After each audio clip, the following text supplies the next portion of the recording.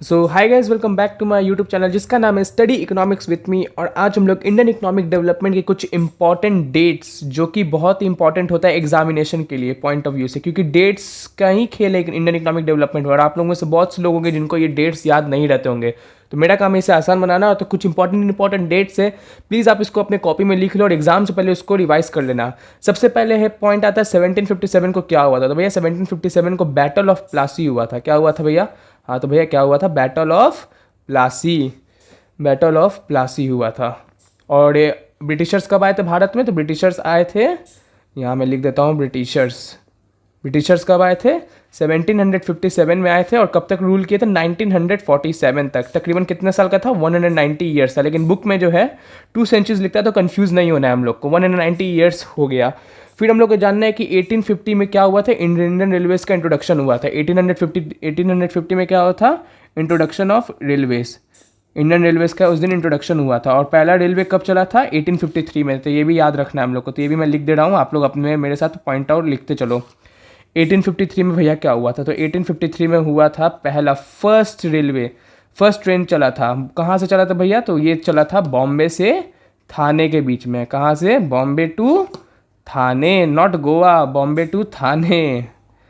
और फिर हम लोग को जानना है, और 1852 को क्या हुआ था भैया? तो 1852 में चला था, मतलब 1852 में चला नहीं था, 1852 में था फर्स्ट पोस्टल स्टैंप लॉन्च हुआ था। क्या लॉन्च हुआ था? फर्स्ट पोस्टल स्टैंप लॉन्च हुआ था। फर्स्ट पोस्टल स्टैंप आया था। और 1854 को क्या हुआ था? 1854 आपने एनसीईआरटी के एक बुक में देखा होगा, उसमें लिखा हुआ है 1854 पे कि ये इस दिन जो है रेलवे ब्रिज का जो था बना हुआ था। Opening of first railway bridge जो था इंडिया में कंस्ट्रक्ट हुआ था। फर्स्ट रेलवे ब्रिज का कंस्ट्रक्शन क्या हुआ था? फर्स्ट रेलवे ब्रिज का कंस्ट्रक्शन। तो यहाँ मैं फर्स्ट रेलवे ब्रिज लिख देता हूँ, उससे आपको पता चल जाएगा। 1869 में क्या हुआ था? तो 1869 में स्विस कैनाल का ओपनिंग हुआ था। स्विस कैनाल जानते हो ना क्या होता है? पढ़ाया हूँ मैंने पढ़ाया। स्विस कैनाल में क्या होता है कि एक शॉर्ट रूट बनाया था ब्रिटिशर्स ने इंडिया से पहुंचने के लिए। वो लोग मतलब यहाँ से डायरेक्ट इंडिया में आकर ट्रेड करते थे। इनका जो है ट्रैवलिंग कॉस्टिंग जो इतना घूम के इंडिया आते थे, अब वो नहीं करते थे। वो लोग डायरेक्ट अपने ब्रिटेन से एक छोटा सा मेडिटेरियन सी के होते हुए भारत में आके ट्रेड किया करते थे। फिर 1881 में ऑफिशियल सेंसस हुआ था। ये इसका बहुत क्वेश्चन पूछा जाता है एग्जामिनेशन में, क्योंकि ये बहुत इंपॉर्टेंट पॉइंट है। ऑफिशियल सेंसस एक बहुत बड़ा बात होता है। First official census hand writing पे नहीं जाना है भैया, भावनाओं को समझना है।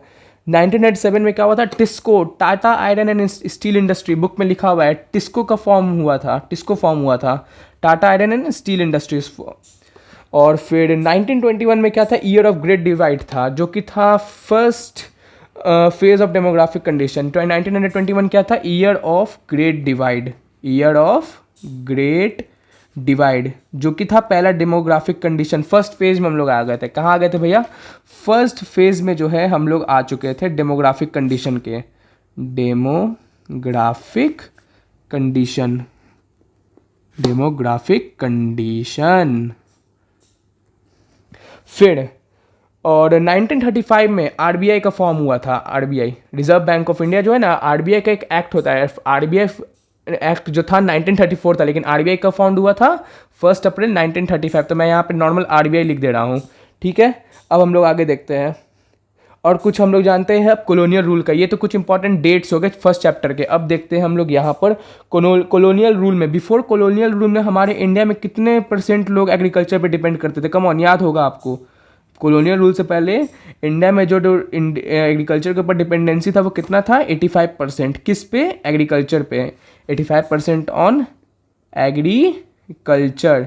85% लोग जो है एग्रीकल्चर पे डिपेंड करते थे। फॉरेन ट्रेड कैसा था भैया? तो फॉरेन ट्रेड ब्रिटेन कहाँ कहाँ तक भारत ट्रेड करता था, क्योंकि ट्रेड तो सारा ब्रिटिशर्स ने रिस्ट्रिक्ट कर रखा था। तो भैया भारत ट्रेड किस किस देश से करता था? तो वो था ब्रिटेन था भैया, चाइना था, और कौन कौन था? श्रीलंका। कौन कौन था भैया? ब्रिटेन था, चाइना था, श्रीलंका था।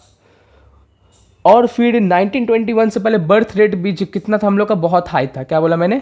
1921 से पहले बर्थ रेट जो था इंडिया में बहुत ज़्यादा था। 1921 से पहले बर्थ रेट और डेथ रेट दोनों हाई था। Birth rate and death rate बहुत ज़्यादा था।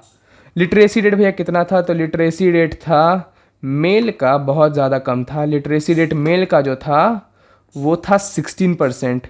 और फीमेल का कितना था, तो फीमेल का था मात्र 7%। इन्फेंट मोर्टेलिटी रेट भी बहुत ज़्यादा था। इन्फेंट मोर्टेलिटी रेट भी जो था बहुत ज़्यादा था।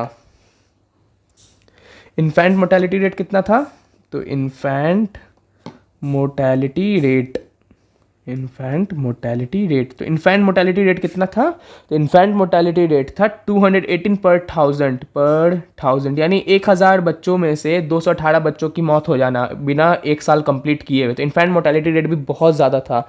लाइफ एक्सपेक्टेंसी मात्र कितना था, 32 ईयर। लाइफ एक्सपेक्टेंसी कितना था भैया, लाइफ एक्सपेक्टेंसी था मात्र 32 ईयर्स, जो कि बहुत कम है, मात्र 32 साल। तो ये देखो, ये पूरे इंपॉर्टेंट डेट्स हो गए। एक बार मैं आपको दूर से दिखा देता हूँ इसे। ये देखो, ये कुछ इंपॉर्टेंट हमारे यहाँ पर जो है डेट्स हो गए और कुछ इंपॉर्टेंट डेटाज हो गए। तो इसको आप लोग बड़े ध्यान से पढ़ना भैया, बहुत इंपॉर्टेंट है।